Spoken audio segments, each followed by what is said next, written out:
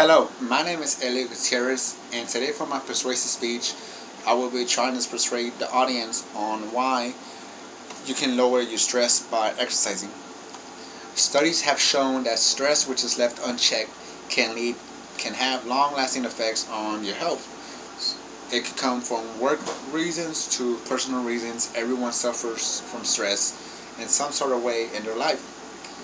And many people don't have ways to relieve their stress.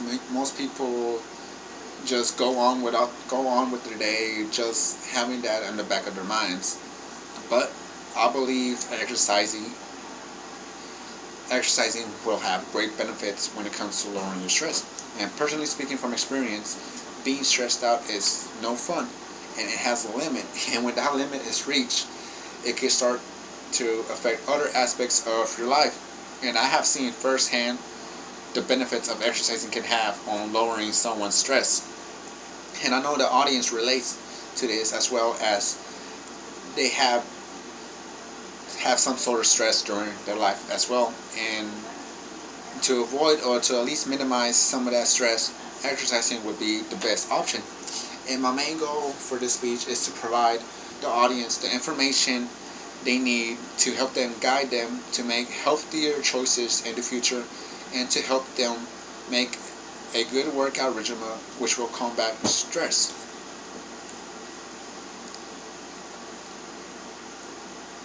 So if we first identify the problem, the main problem stress can have is the effects on your health. It can cause physical problems to mental problems, like headaches and depression. That's all caused by stress when it's left unchecked. For the first problem would be physical problems. The main physical effects stress can have on you can range from minor headaches to sleeping problems like insomnia to high blood pressure.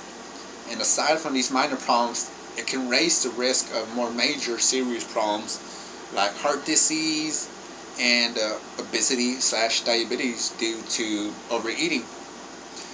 And aside the physical problems, it can also have effect on your mental health. According to the neuroscience of New Orleans, researchers found out when you're stressed out, it can rewire your brain in a way that it will not let you think properly.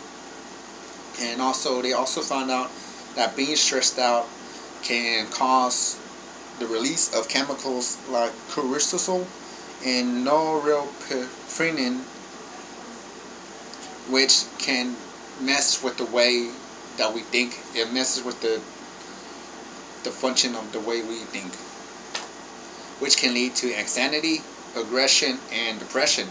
And besides the mental and physical health, it can also have an effect on your social impact, as people who experience from stress tend to distance themselves from their families and friends, which in turn only makes their stress even worse.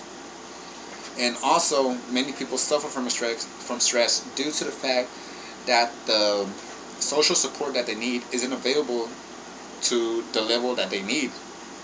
So how do we as people address this problem?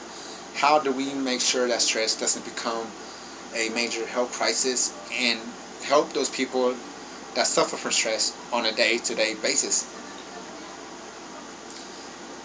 I believe the best solution would be to exercise, utilizing the resources that we have out there that's available to us, like exercising apps, websites, fitness coaches, and gyms.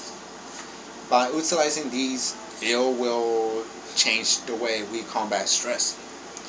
And on a government level, according to the CDC second edition of the Physical Activity Guidelines for Americans,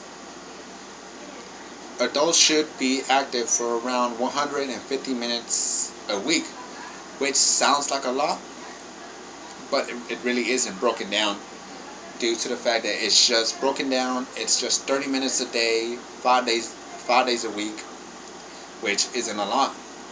And if we can live by those guidelines, it will help to combat the stress by a lot. And on a local organization level, Many local communities have organizations that dedicate their efforts to combat stress. For example, the EAP program, the Employee Assistance Program of the University of Texas at Austin, has resources that help their employees with any stress that they have, no matter if it's work or personal reasons. And on a personal level, we all just want to be happy. And we can be happy if we can just always go out to invite our friends to go for walks. And also, we can always go on alone. We can always just go for walks by ourselves, go to the gym by ourselves, or do something. The main thing is just to relieve our stress. That's the main priority. And in summary, we have control to change our lives with countless resources out there to help us exercise. We have the opportunity to follow the guidelines that have been set to combat the stress that we have. And also, in summary, people are being stressed out by work-related reasons or personal reasons. And this can also lead to many health problems, from headaches to obesity, while having the biggest effect on our mental health. And it's our responsibility to bring awareness to these problems by putting an emphasis on exercising to lowering your stress levels. And these goals can be achieved as there are organizations that dedicate their time, their effort to these causes, and with a little self-discipline on our part, it can happen. And I ask the audience that's listening to spread the word, to show light on how exercising can help them or any of their loved ones to deal with the problems with stress. Go on the walks, do some like yoga, go to the gym to work out. Any kind of physical activities will help tremendously in the long run. So in closing, I think we all have let the stress overwhelm us in a way or so, and that should stop. Yes, we will always feel stress in our lifetime, but we can't let it control us. And by taking action now and starting a good exercising habit to relieve stress can not only benefit us now, but also down the line in the future for our future generations. Thank you so much for listening to my speech. This was my Persuasive Speech. I hope you have a good day.